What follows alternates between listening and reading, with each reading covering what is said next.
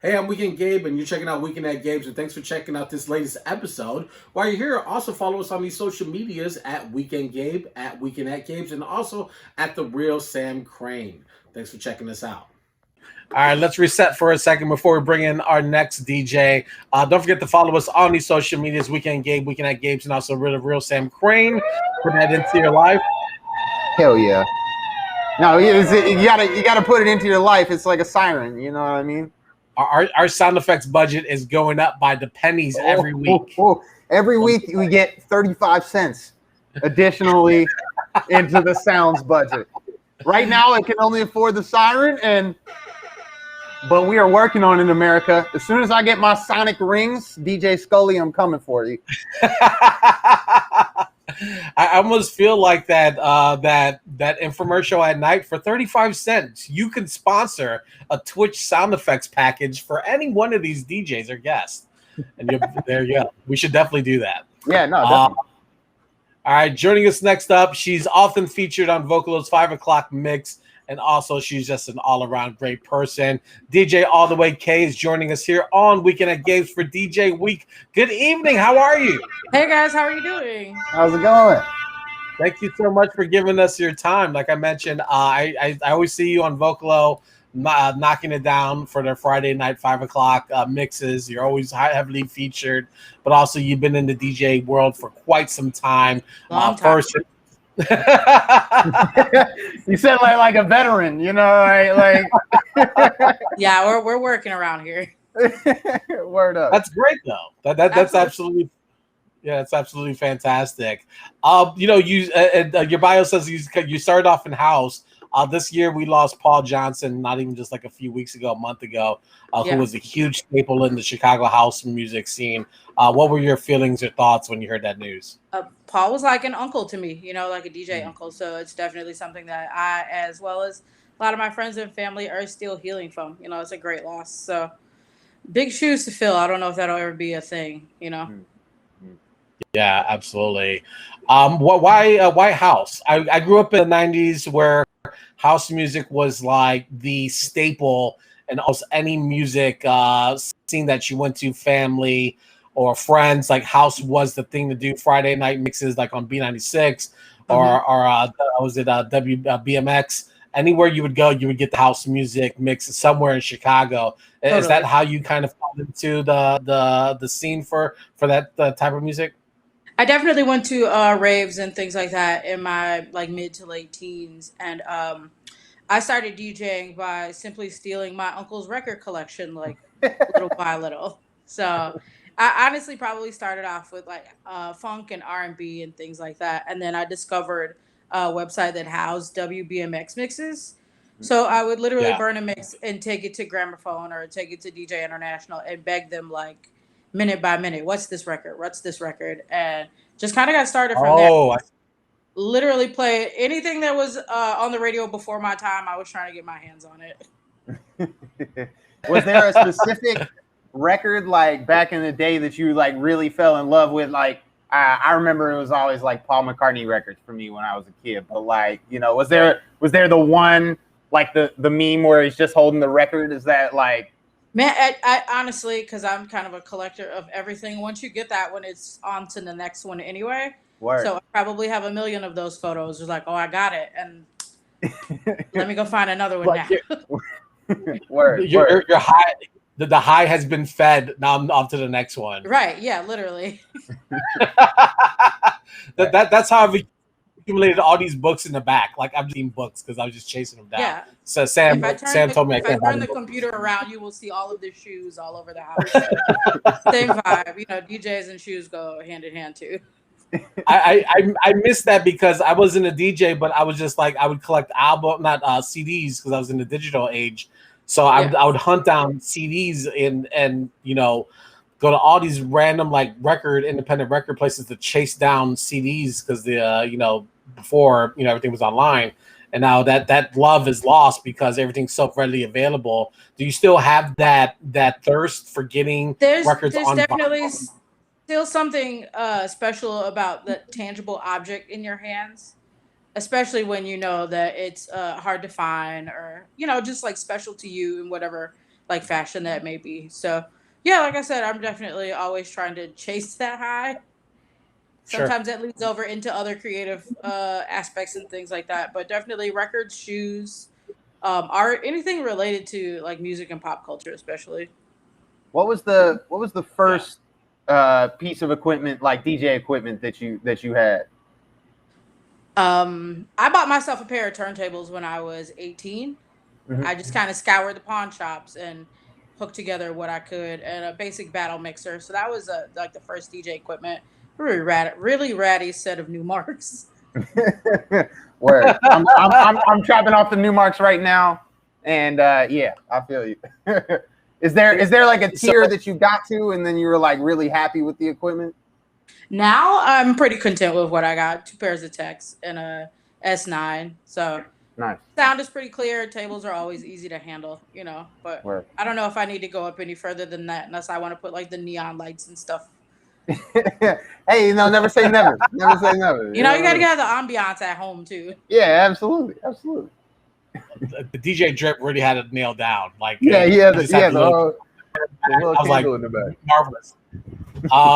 But what about like, did you, when you began, like, so you said you were like dealing with records. Did you have you evolved in? When did you make the leap into digital, or did you not? I did. I would say I've played on pretty much everything since I've gotten started. Techniques are still my favorite, but CDJs are just as easy. I have a controller for emergency purposes only, but I really like to put my hand on something that spins. Yeah. Yeah. Word. Is That's that go ahead, yeah. Gabe. What was that from? So for like our last guest who grew up in the digital world, you had the benefit of physically mixing and blending records. What was that transition like for you from moving from the analog into the digital space? I actually like having to keep your hand on the record the whole time, especially when learning with older music as well, where things aren't like quantized in the same way. Right. So you're Sure. literally working with musicians who are hand drumming and placing everything. So music tends to move as it's supposed to. You should be moving along with it, but it definitely does make it easier when you're in the club and everything's digitized, and you can run off to Yeah. the bathroom for a second or go get a few cocktails and come back. It has made it easier in that respect. I don't have to invite somebody to the club to hold it down for me for 5 minutes. Would you hold this record while I go to the bathroom? Yeah, exactly. I mean, you still might have to occasionally, but Why? Well, yeah, you talked a little bit sort of about the quantizing, but you think that why doesn't everybody have that love? Because that's like very retro, but it's unique to you. I don't see like a lot of other people, a lot of your peers doing the same thing. right. I think that especially for DJs, there's something special about being unique, especially in Chicago when we're a dime a dozen. Mm. And so to be able to stand out in your own right is very special. Yeah. And one of the ways that you do that, I've been noticing, you talked a little bit about the shoes, but you got some fashion drip too. Oh And man, I love the old stuff. I'm literally wearing like a 25-year-old t-shirt right now. yeah, we before we did DJ week, we did style week here on Weekend at Gabe's, and we were trying to get Gabe some style tips. As you can tell, Gabe showed up today in a white t-shirt, so that's it's not working. It's always great. I'm not gonna shade you. But do you have any tips on us for like making yourself stand out from the crowd, like with your style? Like person wise or like personally or DJ wise? I think both, but personally first. Well, honestly, they go hand in hand. Yeah. Like I feel like the music that I play is very synonymous with my like fashion and creative sense. I love to mix some weird stuff in there occasionally, or just play some things that are kind of out of the blue, things that people don't necessarily drop often, but are familiar and fun. Yeah, absolutely. What was we asked DJ Drip this, but like what was that like sort of that moment that you felt like you had arrived and that you had earned the title as a DJ? Do you recall like when that happened, or when you had collected enough confidence to tell people that like, yo, I DJ, I'm good at this? I wouldn't necessarily say it was me who pinpointed it. I think it was more so when I started getting gigs and the DJs that were like my idols, they became my peers. You know, they would speak to me or show up to spots where I wouldn't expect anybody to show up, and they would walk in and speak to me, you know, and say, "Hey, we're here for you." So not only was that a Wow. surprise, but it was a blessing too. You know. Mm, Yeah. yeah, That's always a good feeling. Yeah. absolutely. Is there a favorite venue for you in the city? Because you just did Wigger Park Fest, if I'm not I did mistaken. Emporium right outside of Right. So Yeah. yeah, in the mix, but not necessarily in the mix.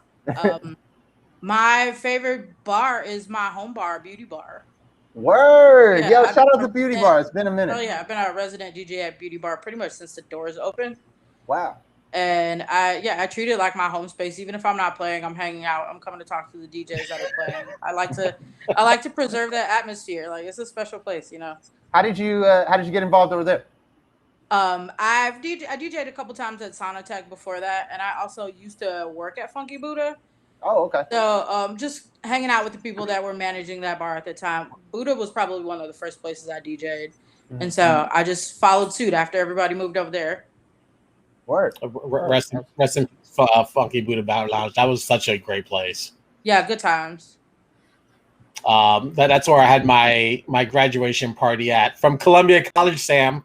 Hey, I graduated from Columbia. Oh man. Y'all gonna make me. Y'all gonna break my wrist doing this too much, man. Jesus. No, I saw you were at CRX. I was. I also had a show there for 2 years. You know. Oh, awesome! holding it Yeah, I down. definitely guested over there a couple times too. Word. Absolutely. I think it's really fun in your bio that you ended up on the Bad Girls Club.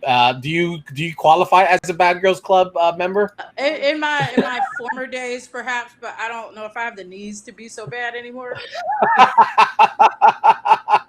Mischievous at best. that is like the most ratchet show of just bad energy that I've ever seen. But it's so delicious to watch because it's just all bad. There's no really good moments in that. Yeah, I mean, show, sometimes red flags are Six Flags to me. You never know.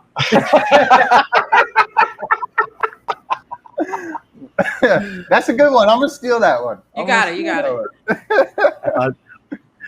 What about the art of DJing? Like, who was like? How did you have like a mentor? Because now you're taking the records, you're fumbling around with the equipment, you're trying to figure it out. But was there someone there that, like, as a guiding mentor or someone to show you, like, check it out, this is kind of where you need to begin at, or would you just DIY and just kept working on it? I started DIY, but I feel like the more I played, the more I gained the respect of a lot of my peers, and so a lot of my coworkers, if you will, have all had a bit of a hand in helping me grow as far as like the art is concerned. Definitely, like Yeah. Zebo, DJ Zebo has always been there to back me up, and sometimes just like push a button on the computer and it's an entirely new world. But yeah, all across the board, everybody has always been there to support me and lend a hand if I have questions and stuff like that too. Do you feel like the Chicago DJ community is like that? They always looking out for people, or it's just it could be hit or miss sometimes. I think a lot of times we come from the same pods and the same families, so it is pretty easy to like pay respect and support people. But it's still a game, we also got to hustle too. Word. What is the feel good moment of any night that you're DJing? Like, what are you looking for from the crowd? Are there records that that are going to spark a reaction when you drop it? Do you like they're kind of like mushroom bombs or something? Like when I press it, I know something's going to happen. Oh yeah, what are those? Definitely different clubs have their own hits. Like I know things that'll go up in certain spots, but if anything, I'm looking for everybody to put their hands above their head. Even if that means they might drop their drink. or spill it on somebody, Yeah, but like you're having a good time. How often do you put your hands above your head? Man, yo, that really got me in my core. I'm like, yo, how often do I? You know what? I don't ever. You're right. I don't. It feels better. It feels better. That is literally like touchdown. Yeah. No, you're dead right. You're dead right. I've been told. Hang on, sir. I've been told by DJs that there is a no request rule in place. They prefer not to. How do you handle requests from the crowd, if any? At first, I look them in their eyes. I mean, you can pretty much tell whether or not somebody's gonna ask you something ridiculous or not by their facial expression. And honestly, if it's Sure. a terrible song, I ask them to sing it. So if you're singing it and it doesn't go with what's playing, I feel like you should be able to figure it out. Yo, that's a pro tip. That's a pro tip. Like a little, it's like a little lesson too. Humiliation Phenomenal. and education hand in hand. That's how I learned. Word. Another thing I noticed on your Instagram page is your involvement with the Womanish experience, and you were talking a little bit about girl jams, and I was curious as to what maybe the hottest girl jams are right now. Anything Britney, because free Britney. Of course. You know, Normani, Megan, all of those people, Cardi, they pop pretty well. But I like to throw some old stuff in there too sometimes. Whitney Houston will definitely send the club up occasionally. Is that a beauty bar specific thing, or are you saying everywhere? That one is definitely a beauty bar specific. But it does work well other places. Is there a particular Whitney record, or is it just "I'm Every Woman"? Because that's the one I feel like that's the one. I Want to Dance with Somebody is definitely a bar clearer. Like everybody's on the floor.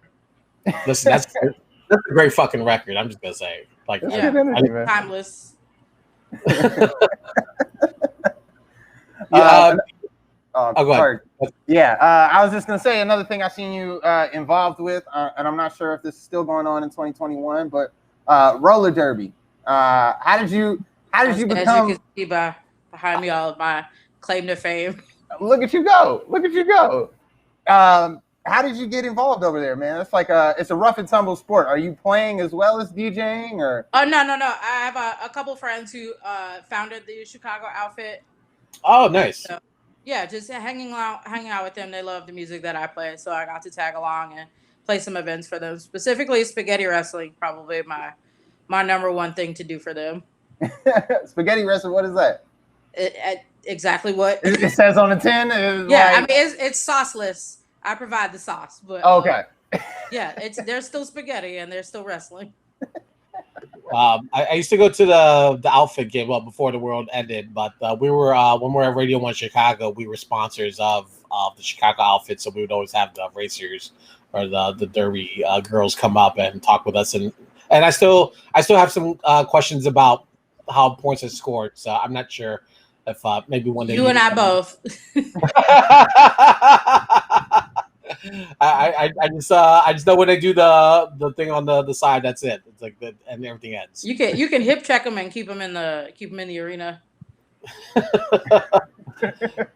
As being a queer DJ in one of the biggest markets, how has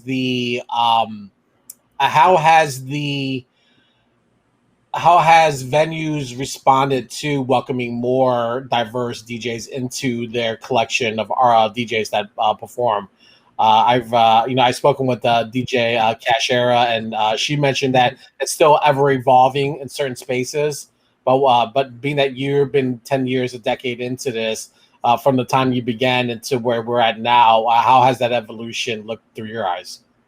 Honestly, it's been both like beautiful and complicated at the same time, because you're creating space while also kind of bringing folks in with you at the same time. So really, for what's important for me is that we just, represent ourselves properly, make sure that the music is good, and keep pushing each other forward. And that's kind of how we expand those spaces. A lot of us are really good, Yeah. So all we need is the opportunity. And sometimes it just takes us like making it for each other. And then everybody else follows suit. I mean, the gays are the ones who really create the fashion and the culture sometimes. So hey, that's facts. Right. All you got to do is listen. Put your ear to the ground. That's why I'm trying to get some style tips for Gabe out of you, man. I got you. I'm making some notes right now. He's gonna change your life, man. Listen, I need some good eyewear, because I just get the Poindexter glasses whenever I get them, because I just don't know any better. We can make that work for you, though. Listen, I'm all for it. If you guys want to take me in and make me, I'm all for it. I'm game. We were told by Pugs Adams, not to get anything too boxy with the shirts. Don't get anything too boxy, because it's too big for big guys. So I'm working on some things. Pugs got a style all his own, but he knows what he's talking about. Exactly. Pugs is phenomenal. Right. So I definitely took his recommendations to heart. But Sam, I'm kind of like just slowly listening. Yeah. Yeah, no, I'm a little bit more rude with my I come at Gabe, you gotta tighten up, man. But anyways, back to the music. And we asked I think this is gonna be a question we ask every DJ this week. But how do you prepare for a show? What does that look like? Is it get a couple drinks in you? Is it no drinks? It's purely focused on a playlist? Are you organizing in crates? How do you roll? Quite honestly, most gigs I go straight off the dome. Word. I'll come in a little bit early, have a cocktail, see what the other DJ is playing, and then just kind of jump in. If it's a spot I'm unfamiliar with, I might do a little bit of research. But for the most part, like I just come in and catch a vibe, and then we'll go from there. If they don't like it, we'll switch it up. Word. How important is it to not try to play the same records as someone else? And I know that's sometimes hard because there may be a record in your list that you're like, I really have a great blend for this, and then the person before you might have ran through it. So does that matter, or? I think it depends on what time it is at the club.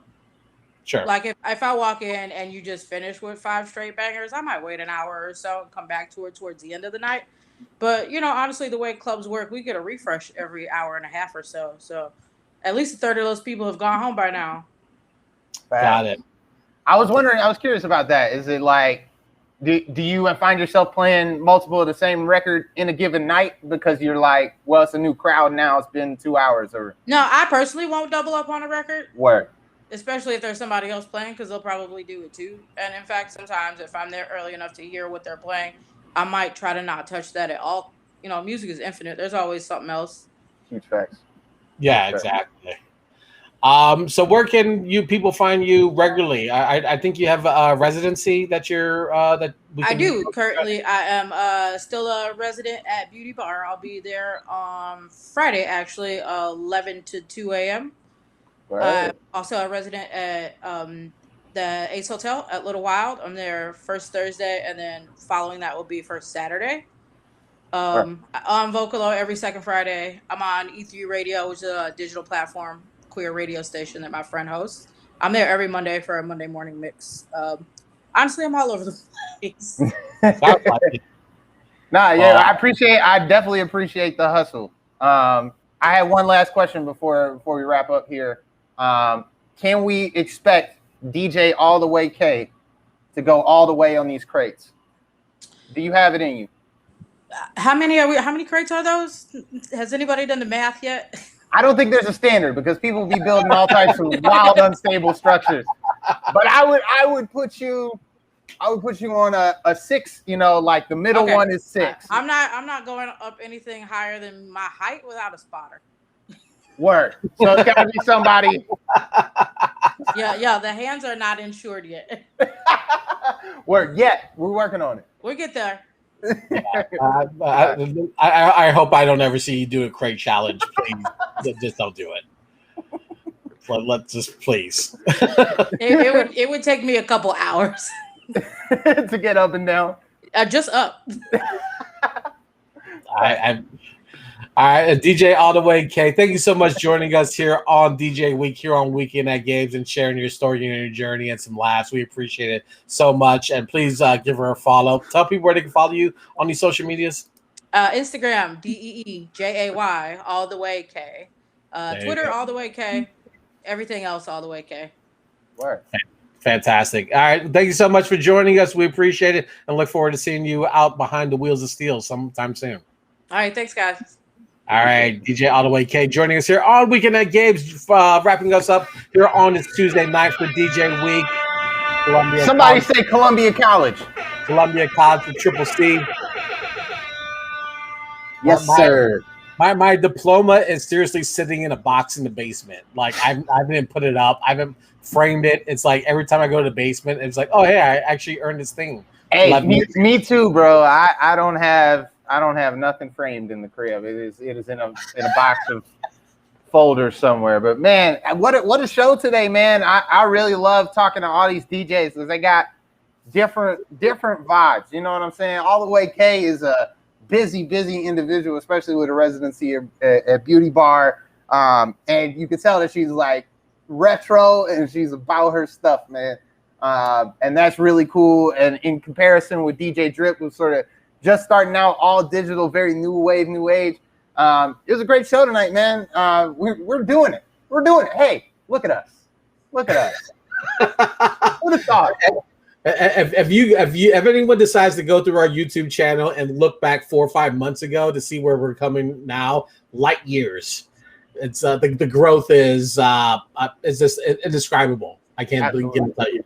But yeah, no, it is fantastic. All the way K, DJ Drip, two fantastic DJs. DJ Scully and DJ Simba are joining us on Thursday night to wrap up DJ week. If you have a DJ that you think is really great, and we'll bring them back this week sometime in the near future, hit us up at Weekend at Gabe's, at Weekend Gabe across all streaming platform or all social media platforms. We do check our messages. Maybe just not when you send them, but we do. Don't send us stuff on Facebook, man. It's so weird. Just send us an Instagram DM. The Facebook notifications, they're all gray and gross looking. It's true. So when you send me a Facebook message, I don't want to read it. But if you send me an Instagram message, I'll be like, hey, nice to meet you. Exactly. Or, if you're lucky, we'll reach out to you. Yeah. All right. Everyone enjoy the rest of Paging Rick Wilson. Disco Rick Wilson. If you're out there, if you're listening, we want you on, buddy. We're going to make it happen. We'll get them. All right, everyone, enjoy the rest of their Tuesday night. Don't forget to share, support, and show love on these streets and give us a follow on all these social media platforms, because if you do, your timeline will improve by 36.25%. Why, Sam? That's science, America, 36.25%. Do you know how many experiments we had to run to get to that number? Exactly. And we follow the science on this show, so follow us on social media. Enjoy the rest of your Tuesday. See you at Thursday, 8 o'clock, right here on Twitch TV. Weekend at Gabe's. We're out. We out. Hey, I'm Weekend Gabe. Thanks for checking out this latest episode of Weekend at Gabe's. Click on any of the links swirling around my head, and also hit the subscribe button while you're here. Thanks for checking out us here on YouTube.